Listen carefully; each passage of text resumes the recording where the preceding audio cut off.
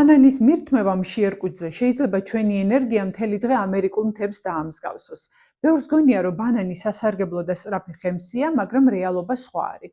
ბანანში შემავალი ფრუქტოზა მყისიერად გადადის სისხლში, რაც იწვევს გლუკოზის მკვეთრ მომატებას სისხლში. პასუხად ხდება ორგანიზმის მიერ ინსულინის დიდი რაოდენობით გამომუშავება, რაც იწვევს სწრაფადვე გლუკოზის ვარდნას სისხლში.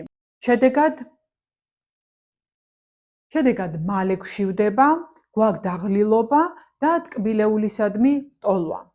იმისთვის, რომ დავაქვეითოთ ბანანის მაღალი გლიკემიური ინდექსი, უმჯობესია ის მივირთვათ ცილასთან ან ცხიმთან ერთად, მაგალითად ხაჭოსთან, თხილეულთან, მიწის თხილის კარაქთან ერთად, რაც შეაფერხებს მის სწრაფ შეწოვას სისხლში და დააქვეითებს გლიკემიურ ინდექსს.